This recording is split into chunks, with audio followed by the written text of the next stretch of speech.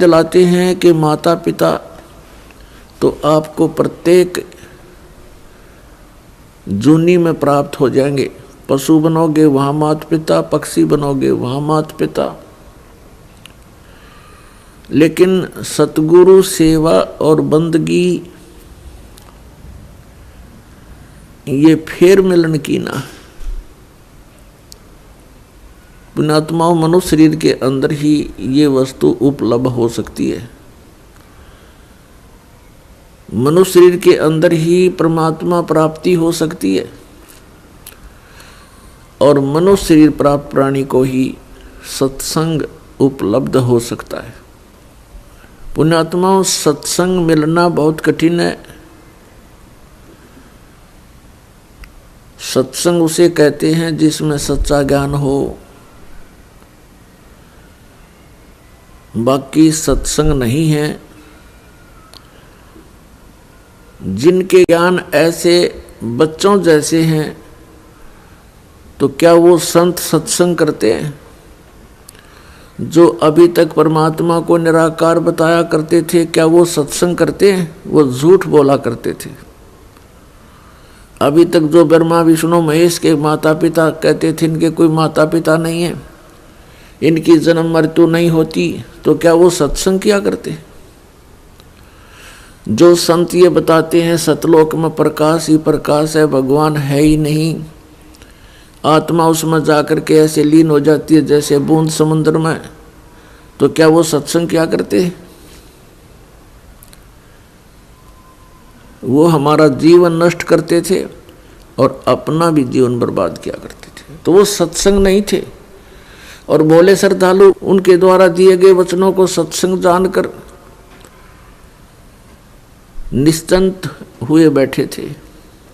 अब सत्संग आपको अब प्राप्त हुआ है या उन महापुरुषों ने सत्संग किया था जिनको परमात्मा मिले थे? परमात्मा की प्राप्ति के उपरांत जिन्होंने जो वचन बोले वो सत्संग था। उनमें कौन कौन से महापुरुष थे जिनको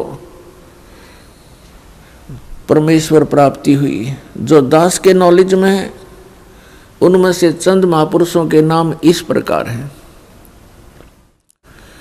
आदरणीय धर्मदास साहिब जी, आदरणीय मुल्कदास साहिब जी, आदरणीय नानक साहिब जी, आदरणीय दादू साहिब जी, आदरणीय गरीबदास साहिब जी, गांव छुडानी, जिला दज्जर, हरियाणा वाले, आदरणीय गीसादास साहिब जी, गांव खेखड़ा, जिला मेरठ, उत्तर प्रदेश वाले। इन महापुरुषों ने जो परमात्मा प्राप्ति के बाद जो वचन बोले वो सत्संग था, और इनके अतिरिक्त जो वचन इन महापुरुषों की वाणी से मेल नहीं खाते वो सत्संग नहीं है। अब इन महापुरुषों ने क्या बताया है? अनंत कोट ब्रह्मांड का एक रति नहीं भारे, सतगुरु पुरुष कबीरे हैं ये कुल के सिरजनहारे। ना सतगुरु जननी जने उनके माने बापे, पिंड ब्रह्मंड से रहित हैं नावा तीनों तापे। परमात्मा स्वयं भी आकर के क्या बताते हैं कि चारों युग में संत पुकारे, कूक कहा हम हेल रे, हीरे माणिक मोती बरसे ये जग चुगता ढेल रे। पुण्यात्माओं, परमात्मा के गुणों में, परमात्मा की लीला में जो सदग्रंथों में वर्णित है, स्पष्ट किया हुआ है कि वो परमात्मा ऊपर सतलोक में रहता, सचखंड में। संत भाषा में उसको सचखंड कहते हैं और वेद भाषा में उसको रतधाम बोलते हैं। रतधाम मीन सतधाम, सतलोक कहो, सतधाम कहो। संत भाषा में परमात्मा की उपाधि सतपुरुष, अकाल मूर्त, शब्द स्वरूपी राम, आदि से कहा जाता है। वेदों और गीता में उसको परम अक्षर ब्रह्म कहा है, सच्चिदानंद घन ब्रह्म कहा है, दिव्य परम पुरुष कहा है। वो परमात्मा हम सब के पिता है। हम अपनी गलती से काल के जाल में फंस गए, वो दयालु हमारे लिए फिर भी भटक रहे। पुण्यात्माओं, अब समय आ गया है, बहुत सतर्क होना पड़ेगा आपको। असंख्य जन्म हो गए आपको इस काल के लोक में कष्ट पर कष्ट उठाते हैं। उसके विषय में बताते हैं, कोटि जन्म तो भरमत हो गए, कुछ ना हाथ लगा रे।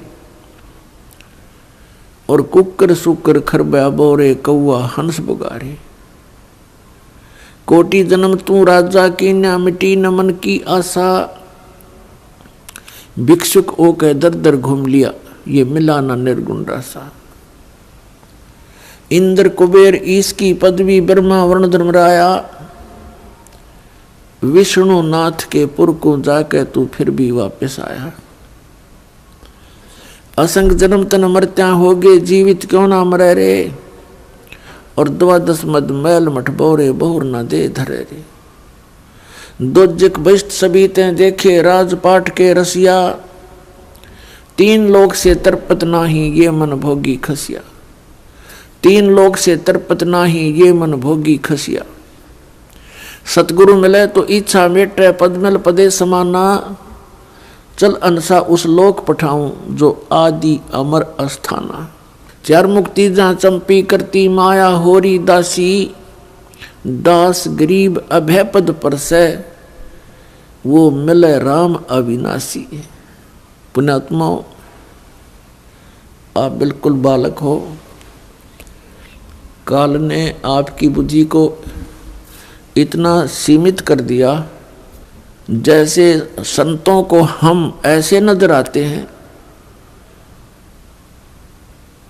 जैसे एक भैंस का बच्चा मर जाता है तो व्यापारी लोग क्या करते हैं, उसके खाल उतरवा लेते हैं बालों समेत, और उसको साफ करके उसके अंदर भूस भर देते हैं, भूस, और ऊपर से चमार से उसको सिलवा लेते हैं।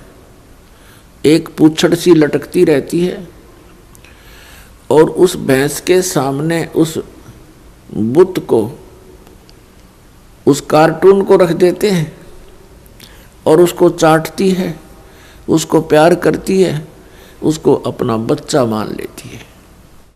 और जब व्यापारी उसको लेकर उस कार्टून को चल पड़ता है, पीछे पीछे भैंस भी यहाँ करती फिरती है। अब उसकी बुद्धि इतनी काम नहीं कर रही कि इसमें भूस भर रखा, चाम लपेट रखा, ये तेरा बच्चा नहीं है। तो उन महापुरुषों ने जिनको परमात्मा मिले और सचखंड के दर्शन हुए, उन्होंने हम ऐसे नजर आते हैं कि इस हार्ड मांस इसके अंदर भर के ऊपर चाम लपेट दिया और ये बता दिया ये तेरा बेटा या तेरी बेटी, इस तरह तुम्हारा परिवार बना दिया। पुण्यात्माओं, आप जी ने थोड़ा विवेक करना पड़ेगा।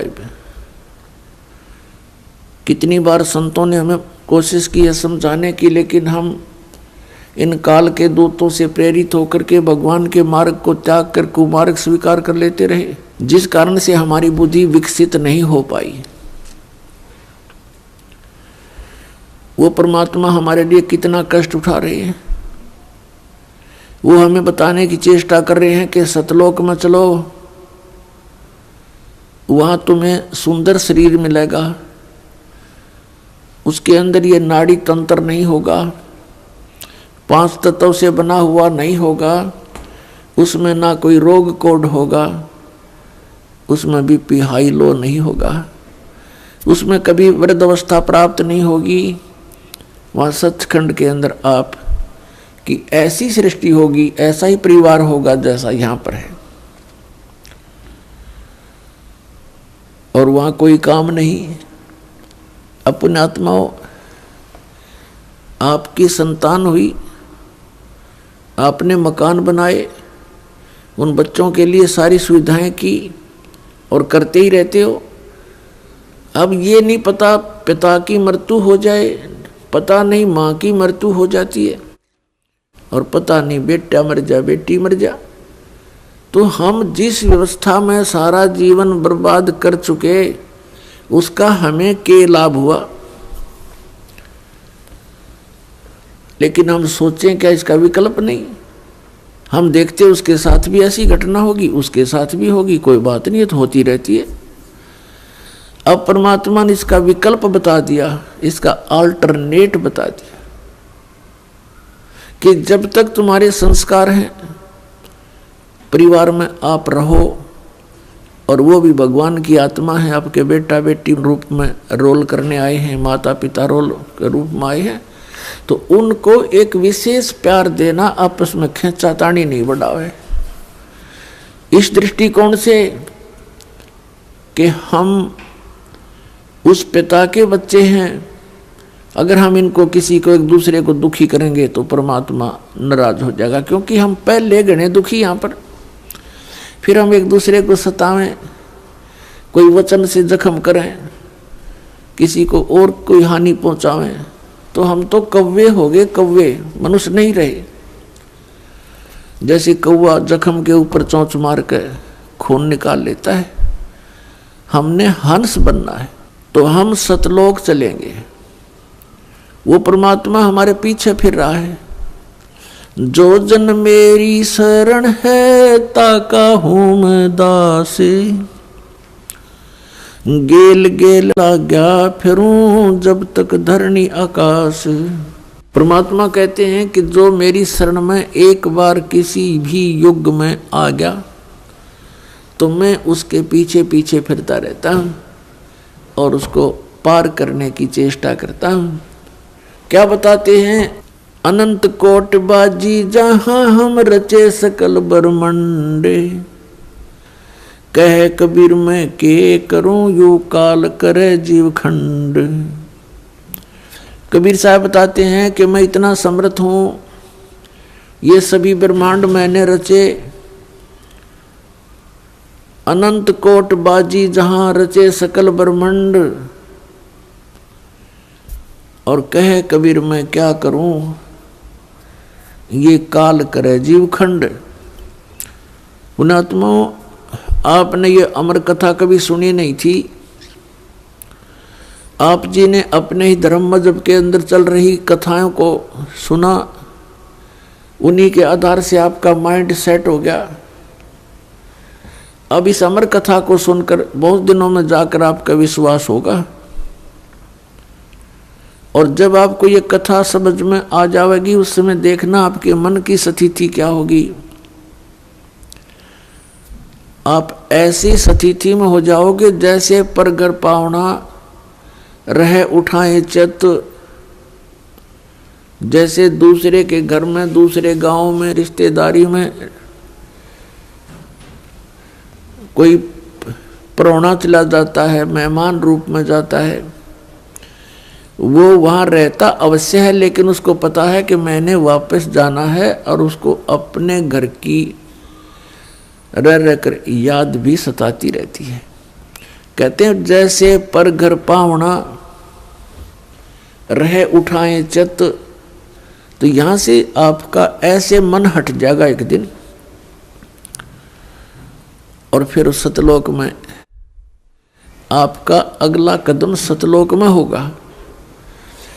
अब परमात्मा ने हमें आकर बताया कि जब सबसे पहले मैं यहाँ आपके दुखों को देखकर इसमें प्रवेश किया काल के लोक में,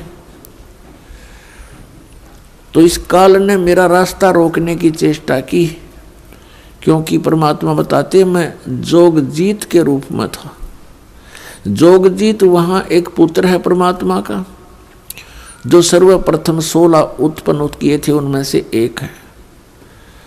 जोगजीत जानकर मेरे साथ इसने बहुत अड़ंगा अड़ाने की चेष्टा की, लेकिन मेरी शक्ति के सामने ये हताश हो गया। फिर चरण पकड़ लिए, रोने लगा, हाहाकार मचा दी।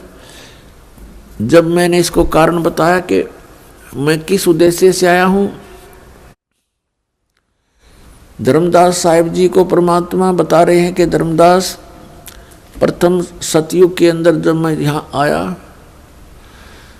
तो इसने मेरे साथ बहुत कलह मचाई। जब मैंने अपनी शक्ति का प्रयोग किया तो इसकी नहीं पार बसाई। चरण पकड़ लिए, पैर पकड़ के कहता, जोगजीत आप किस लिए आए हो? तो मैंने इसको बताया कि मैं नीचे जाऊंगा और सभी प्राणियों को बताऊंगा कि यू परमात्मा नहीं है, यू भगवान नहीं है जिसको तुम भगवान मान रहे हो। और एक ऐसा मंत्र दे के आऊंगा, सतनाम, सच्चा नाम, उसका जाप करने वाले प्राणी को तू रोक नहीं पाएगा। और सभी को बताऊंगा कि तुम यहाँ के रहने वाले नहीं हो। तूने इन सब को नशा करवा दिया, तीनों गुणों से एक एक इंजेक्शन लगवा दिया इनको। तो ये चिंतित हो गया। इसने कहा कि हे भगवान, मुझे श्राप लगा हुआ है 1 लाख जीव आहार करने का। यदि आप इन सब को ले जाओगे तो मेरा क्या होगा? परमात्मा ने कहा कि अब मैं इनको नहीं छोड़ूंगा, तेरा हो या ना हो। फिर इसने प्रार्थना की, प्रभु कोई बात नहीं, मेरी कुछ और समस्याएं हैं, उनका समाधान कर दीजिए और वचनबद्ध होकर के मुझे आशीर्वाद दीजिए। परमात्मा ने कहा, धर्मदास मैंने वचनबद्ध होकर के इससे कहा कि बोल क्या मांगता है। इसने कहा कि परमात्मा 3 युगों में जीव थोड़े ले जाना, चौथा युग जब कलयुग आवे तब तव शरण जीव बहु जावे। ऐसा वचन हर मोय दीजिए, तब तुम गवन संसार ही कीजिए। तो मैंने इसको कह दिया ठीक है, तथास्तु, कि ऐसा ही होगा। तो फिर इसने एक प्रार्थना और की थी कि परमात्मा जबरदस्ती ना करना हे बड़े भाई, क्योंकि जोगजीत रूप में खड़े थे परमात्मा और ये भी उन्हीं का भाई है। परमात्मा से, कबीर से उत्पत्ति हुई इस काल की ज्योति निरंजन की। और इसने कहा कि हे प्रभु, हे बड़े भाई, जबरदस्ती ना करना, जो आपके ज्ञान को स्वीकार करे वो आपका और हमारे ज्ञान को स्वीकार करे वो हमारा।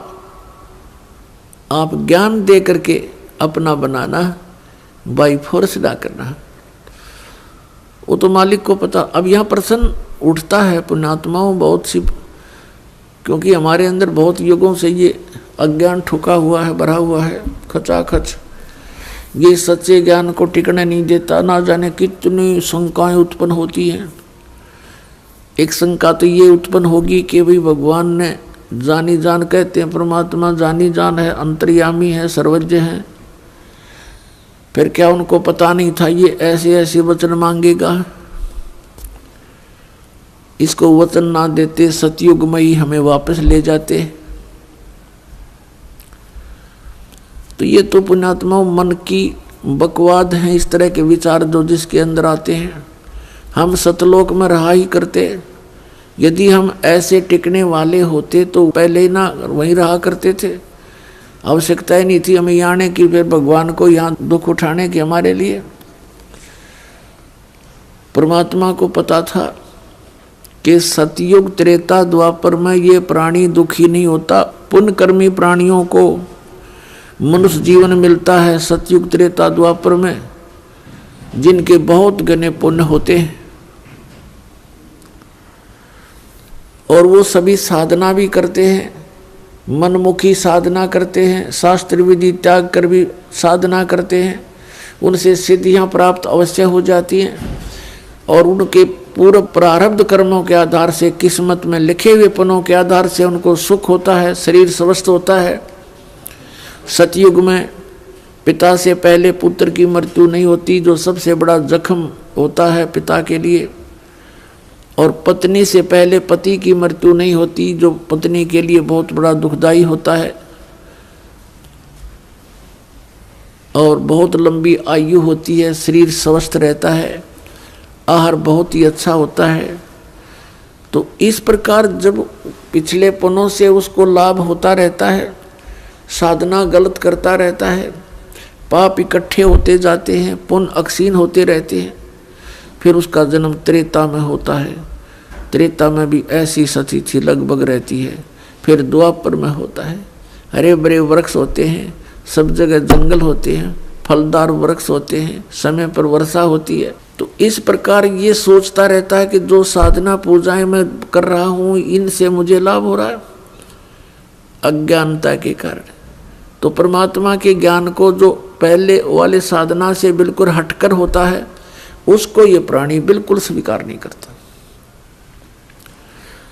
अब कलयुग के अंदर ये प्राणी बिल्कुल कर्महीन हो जाता है, पापों की गठड़ी बांध लेता है और पुण्य इसके पास रहते नहीं।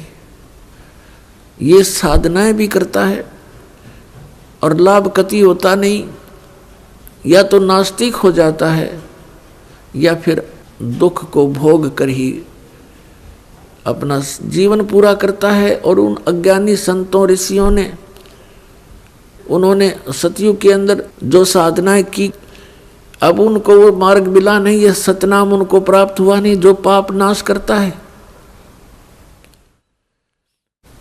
और जिस कारण से उन्होंने अज्ञान सिद्धांत बनाकर समाज में प्रवेश कर दिया कि कर्म तो भोगना ही पड़ता है, प्रारब्ध में लिखा हुआ तो भोगना ही पड़ता है, इसको कोई चेंज नहीं कर सकता, इसमें कोई परिवर्तन नहीं हो सकता। तो पुण्यात्माओं, हम परमात्मा की खोज इसलिए करते हैं, परमात्मा को इसलिए खोजते हैं कि हमारे जीवन में कोई कष्ट आवे तो वो टल जावे और हमारा कल्याण की तो बहुत बाद में समझ में आती है। पहले तो यही रहता है कि मेरे बच्चे सुखी रहें, मैं स्वस्थ रहूं, कोई ऐसी दुर्घटना मेरे जीवन में ना घटे जो मुझे पीड़ादायक हो। इसलिए हम परमात्मा की खोज में संतों के पास जाते हैं और ये भी हमें मालूम है कि संतों के पास ही उसका समाधान होता है। और ये भी हम सुना करते कि परमात्मा ना जाने किस बेस में आ जा, तो वो परमात्मा कबीर साहब है, वो ना जाने क्या रूप बना करके और कब कहाँ प्रकट होता है और हमारे लिए भटकता रहता है, हमें समझाने की चेष्टा करता है कि तुम इस झूठे सुख को सुख कहे ये मान रहा मनमोद, ये सकल चबीना काल का कुछ मुख में कुछ गोद। तो पुण्यात्माओं, परमात्मा ने प्रोमिस कर रखा है और इसने भी प्रोमिस कर रखा है काल भगवान ने कि कलयुग में जब कितने जीव ले जाना, लेकिन इसमें ज्ञान आधार बनाना। तो पुण्यात्माओं, अब बुद्धिमान समाज हो गया है, इस ज्ञान से अब आप बालक नहीं रहोगे।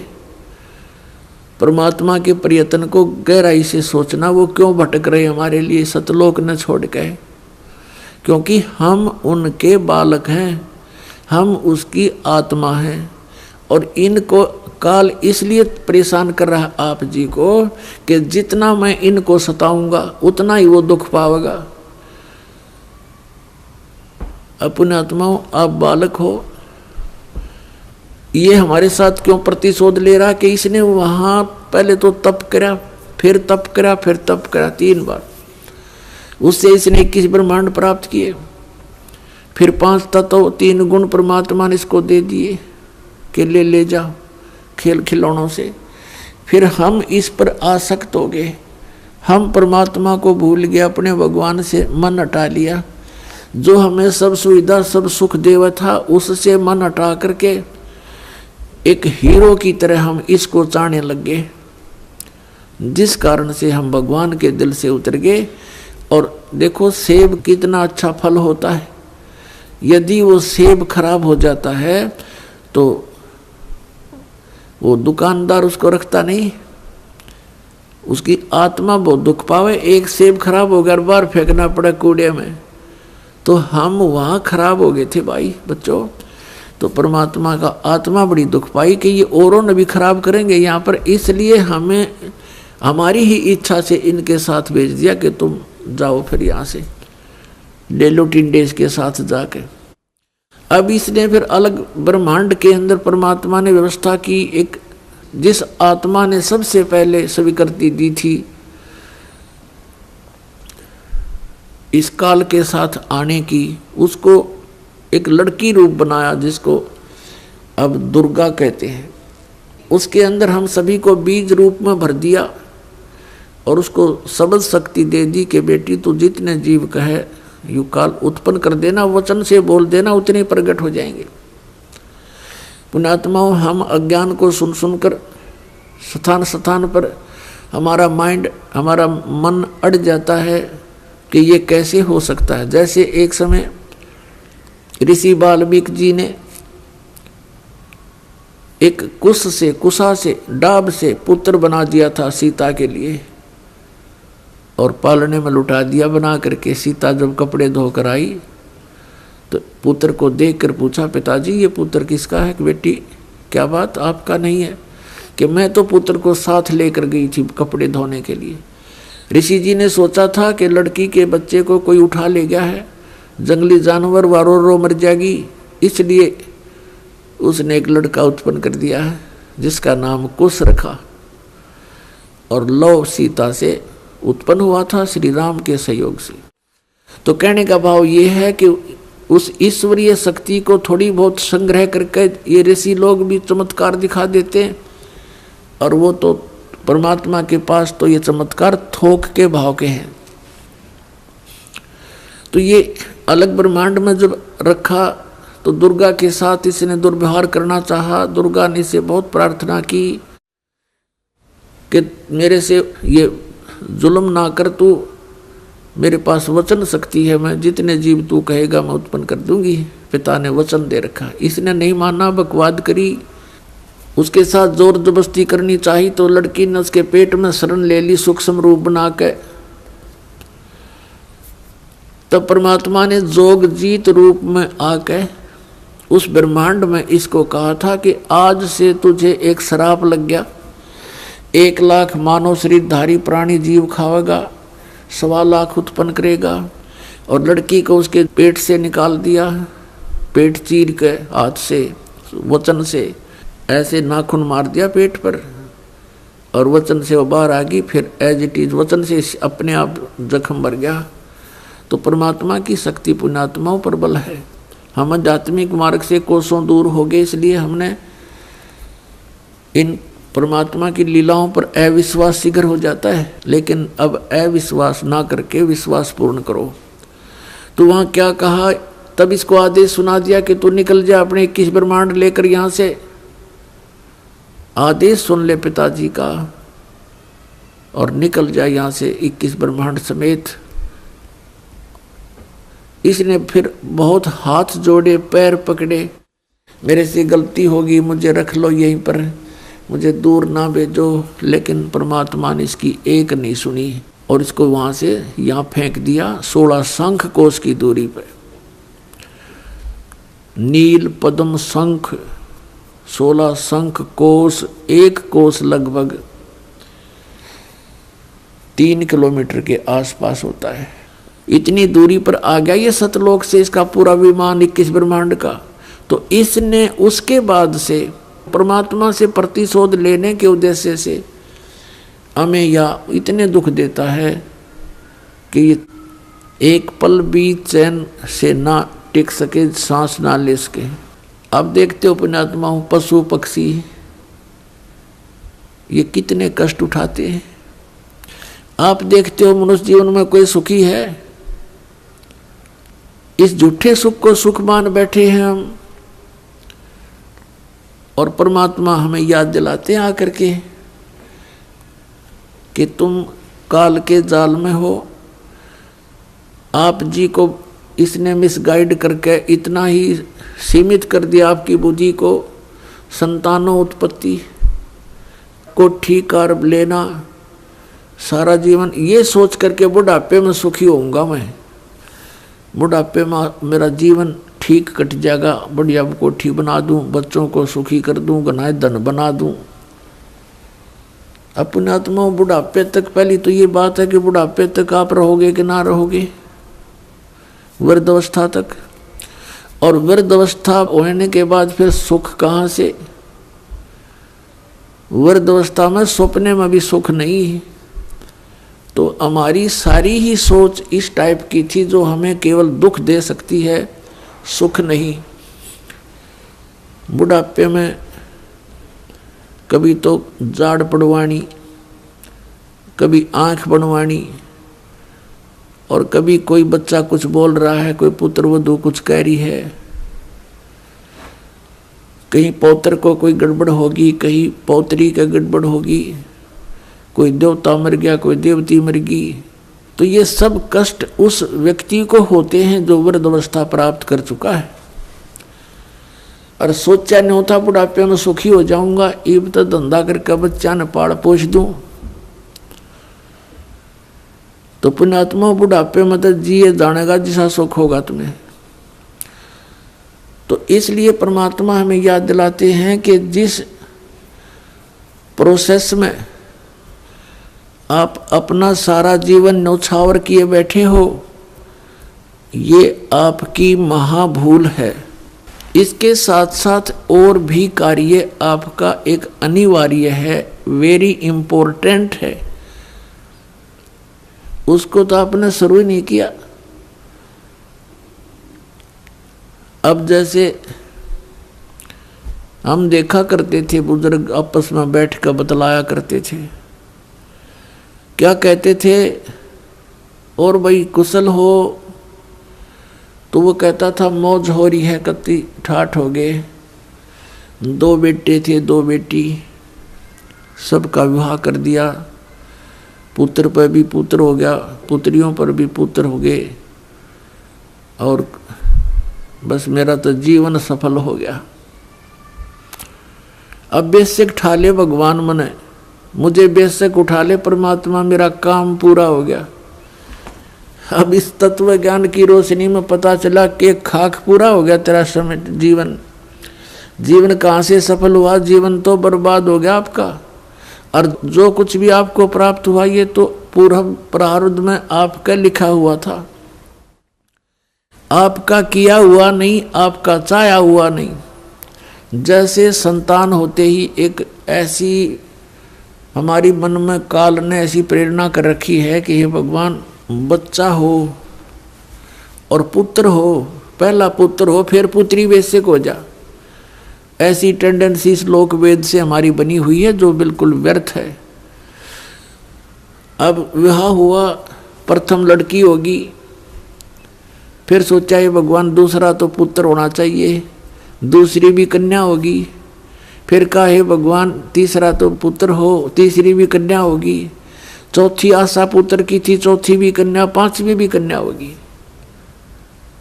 तो क्या आपका किया हुआ या आपका चाहा हुआ? नहीं, जो आपकी किस्मत में था वही आपको मिला। तो आप कहते हो कि मेरा जीवन सफल हो गया, ये तो आपका होना ही था। आपने जो इस जीवन में एक इम्पोर्टेंट कार्य और करना था, अनिवार्य कार्य करना था, वो तो तुमने स्टार्ट भी ना किया। इसकी याद दिलाने के लिए परमात्मा सतलोक से आते हैं। यहाँ के भगवान और यहाँ के ये संत हमें केवल इस माया में ही डबोते हैं, इसी में डालते हैं, हमारे को बाहर निकाल नहीं सकते क्योंकि इनकी पावर नहीं। वो तो स्वयं आते हैं या अपने ही संत बना करके यहाँ भेजते हैं, अपनी भक्ति शक्ति से चार्ज करके भेज देते हैं, और फिर वो संत ये काम किया करते हैं। नहीं, आम संत की कोई औकात नहीं जो काल के सामने इस प्रकार का कोई कदम उठा ले। अब क्या बताते हैं परमात्मा, हम सुल्तानी नानक तारे दादू को उपदेश दिया, जात जुलाहा भेद न पाया वो काशी माहे कबीर हुआ। गोता मारूं स्वर्ग में जा बैठूं पाताले,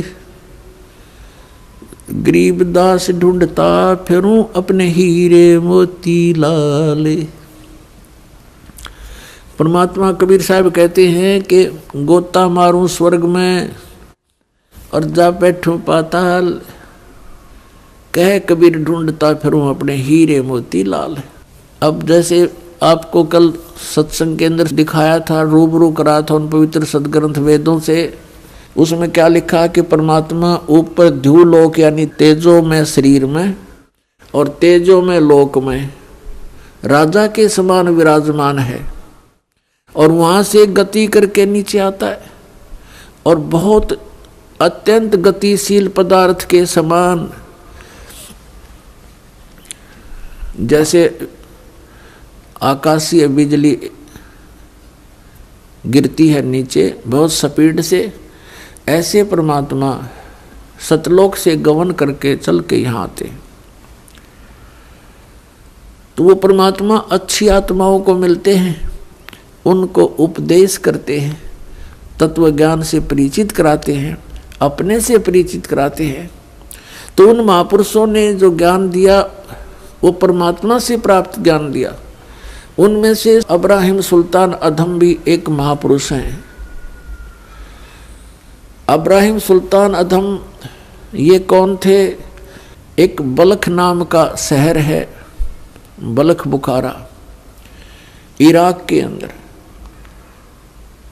और वहाँ का एक अब्राहिम सुल्तान अदम नाम का एक मुसलमान बादशाह था। पूर्व जन्म के संस्कार से उसके इतने ठाठ कर रखे थे, भगवान ने 18 करोड़ घोड़े खरीद रखे थे। पुण्यात्माओं, जब तक इस प्राणी को तत्व ज्ञान नहीं होता, यहाँ के ये कंकर पत्थर जोड़ने में ही लगा रहता है। उसने कहते हैं 16,000 औरतें से विलास करता था, 18 करोड़ घोड़े। गांव में पहले यदि एक घोड़ा किसी के पास होता तो बहुत बड़ा वो वहाँ का ठाकुर माना जाता था, बड़ा रईस व्यक्ति माना जाता था जो घोड़े पर चलता था, एक घोड़े पे।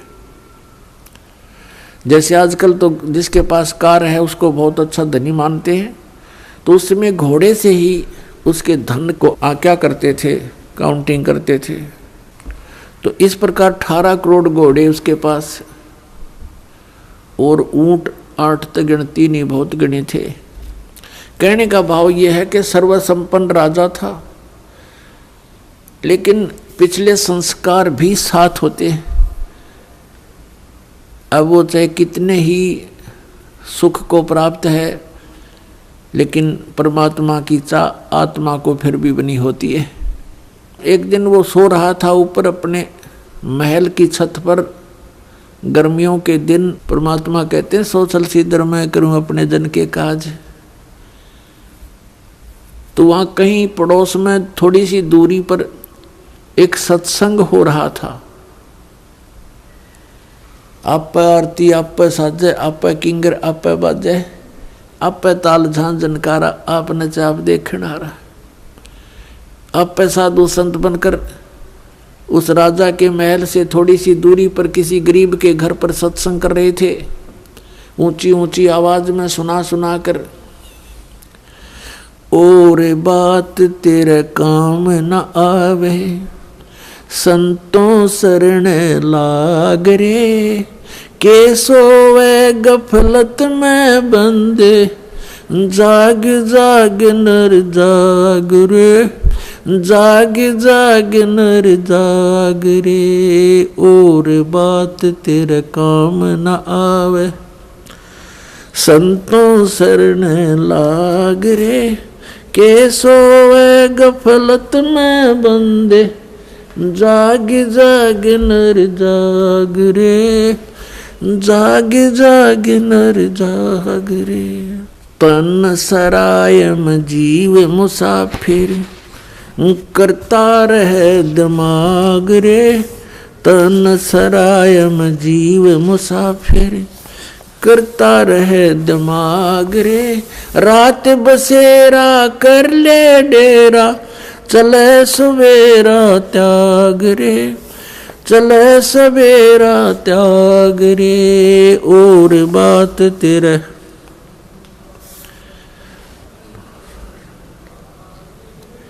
के सोए गफलत में बंदे, जाग जाग नर जाग रे, जाग जाग नर जाग रे।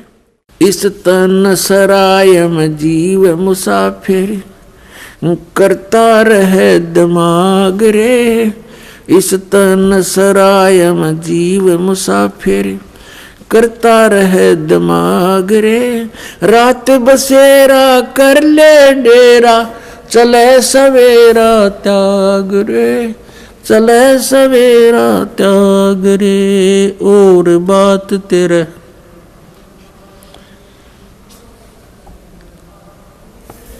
के सोए गफलत में बंदे,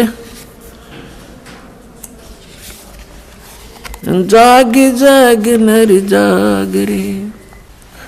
उमदा चोला बण्या अमोला, लगे दाग पे दाग रे। उमदा चोला बण्या अमोला, लगे दाग पे दाग रे। 2 दिन की गुजरान जगत में, क्यों जले बिरानी आग रे, जले बिरानी आग रे। अर सुमरे सो हंस कवावे, ये कामी क्रोधी काग रे। अर सुमरे सो हंस कवावे, कामी क्रोधी काग रे। बोरा न भर में विष के बन में, चल बेगमपुर बाग रे, चल बेगमपुर बाग रे। और बात तेरे काम न आवे, संतों शरण लाग रे। के सोवे गफलत में बंदे, भाई शब्द सैन सतगुरु की पछाणी। पाया अटल सुहाग रे, शब्द सैन सतगुरु की पछाणी। पाया अटल सुहाग रे। नितानंद महबूब गुमानी, परगटे पूर्ण बाग रे, परगटे पूर्ण बाग रे। और बात तेरे काम न आवे, संतों शरण लाग रे। के सोवे गफलत में बंदे, जाग जाग नर जाग रे, जाग जाग नर जाग रे। पुण्यात्मा कबीर परमेश्वर जी अपनी प्यारी आत्मा को काल के जाल से निकालने के लिए कितना संघर्ष करते हैं। उसके लिए परमात्मा ने ज्ञान को ही आधार बनाया है। अब्राहिम सुल्तान अधम बहुत ही अच्छी आत्मा का व्यक्ति था। परमात्मा की खोज में, अल्लाह की चाह में साधु संतों से बहुत प्यार करता था। उसको जहाँ भी कोई संत मिल जाता या किसी संत की महात्मा की वो चर्चा सुनता, या तो उसको अपने पास बुला लेता था या स्वयं दर्शनार्थ चला जाता था। अपने आत्माओं काल ने तो ऐसा कर रखा हमारे साथ, ये नकली संत, नकली पंथ और डुप्लीकेट ज्ञान सुना के कि इनको नास्तिक बना दूं। एक संत के ऊपर वो बहुत विश्वास किया करता था और वो अब्राहिम सुल्तान उस फकीर के पास बहुत ज़्यादा उसके पास जाता था या उसको अपने पास बुलाता था, खूब दक्षिणा दिया करता था और वो 1 नंबर का पाखंडी था। एक बार राजा ने, क्योंकि वो बहुत धनी व्यक्ति था, बहुत धनी राजा था, वो जूते जो होते हैं जूती पहना करते, पहले आप जूते कहने लगे उन्हें। उन जूते होते थे, जो जूती थी, एक जूती की कीमत 1.25 लाख रुपए थी। उस समय का तो 1.25 करोड़ हो गए एक जूती की कीमत। उस जूतों के ऊपर हीरे, पन्ने, जवाहरात, मोती सब जगह उसमें गठे होते थे। एक उस राजा ने एक अंगूठी बनवाई जो बहुत कीमती थी, सोने की, उसके अंदर हीरे, मोती और ये इस तरह के कुछ नग लगवा रखे थे, बहुत ऊंची, अच्छी, चौड़ी। अब उस संत की वो बहुत आदर करता था, विश्वास किया करता था एक फकीर पर। वो डुप्लीकेट ठग था। उसने राजा की अंगूठी देखी, जूते तो मैं छुपा नहीं सकता, अंगूठी कैसे ले सकता हूँ। उसने वैसी ही अंगूठी एक डुप्लीकेट बनवा ली, पीतल की, मिलती जुलती कती। और राजा से कहा कि राजा आज नौका विहार करते हैं, मेरे साथ चलो। राजा तुरंत तैयार हो गया फकीर का आदेश मानकर। नाविक नौका चला रहा है, राजा और फकीर उसके ऊपर कुर्सी पर बैठे हैं। अब फकीर ने कहा कि राजन, ये अंगूठी कैसी बनवा ली, कैसी है, दिखाना मुझे। अंगूठी कब बनवाई? कि जी अभी बनवाई है, कुछ दिन हो गए, कई बार पहन ली, आपके ध्यान नहीं गया, देखो देखो निकाल कर। राजा ने कहा देखो देख लो, देखो ऐसी है। अब वो तो डुप्लीकेट था, उसने लेकर ऐसे और कहा, उसने क्या कहा कि हम फकीरों के क्या काम ये अंगूठी। अब वो ओरिजिनल पल देखता रहा और कहा देखो राजा, ये इधर क्यों जा रहा नाविक तू? तो राजा का ध्यान उधर हुआ, वह डुप्लीकेट निकाल ली, वह डाल ली, हाथ में ले ली और कहा राजन, अंगूठी तो बहुत अच्छी है, पर साधु संतों के क्या काम की, जल में फेंक दी। अब राजा ने सोचा भाई बड़ा त्यागी विरागी महात्मा, इसको तो संसारिक धन से भी कोई लगाव नहीं है, और ज्यादा आस्था होगी इसमें। फिर खूब वो दान दे। राजा रोके नहीं, हमें क्या जरूरत है, हमें क्या जरूरत है, कोई नहीं, दे दे, हम लगा देंगे, इधर भंडारा कर देंगे। अब नाट्य भी ले। भोली आत्मा जो होती है वो श्रद्धालु, वो केवल अपने स्वभाव का ही प्रयोग करते हैं, सामने वाले की बकवादों पर ध्यान नहीं देते हैं। इसका दुरुपयोग किया इन लोगों ने, नकलियों ने। तो कुछ दिनों के बाद क्या हुआ, फकीर के और चेले की आपस में बिगड़ गई। जिसने अंगूठी बनवाई थी नकली, उनकी आपस में कहा सुनी होगी, बात बहुत बढ़ गई और चेला उससे अक्षुब्ध होकर के उसने मंत्री से संपर्क किया, राजा के मंत्री से, कि ऐसे ऐसे इसने राजा के साथ धोखा किया है, ये धोखेबाज ठग व्यक्ति है। वो अंगूठी जो इसने जल में फेंकी थी वो डुप्लीकेट थी, मैंने इसको बनवा कर दी थी, इसने मेरे से बनवाई थी। ये बात फकीर ने राजा के सामने डरते डरते कही कि कहीं राजा नाराज ना हो जा के साधु संतों के बारे में ऐसे नहीं बोलना चाहिए। राजा इतना विश्वास करता था कि पूछा, वजीर तेरे को किसने बताया है? वो चेला बुलाया कि इस चेले ने बताई है। उस चेले से कहा कि फकीर के बारे में ऐसी बातें करना बच्चा पाप लगता है। उसने कहा जी मैं कसम खाकर कहता हूँ ये निकम्मा आदमी है, ये भक्त नहीं है, संत नहीं है। राजा बड़ा विश्वासी था, उसने कहा कि देख ले भाई चेला राम, जया बात झूठी पागी तो तेरी गर्दन काट दूंगा। नो बोला जी बेस से काट दियो। राजा ने देखा कि बड़ा कॉन्फिडेंस से बात कर रहा है कि वो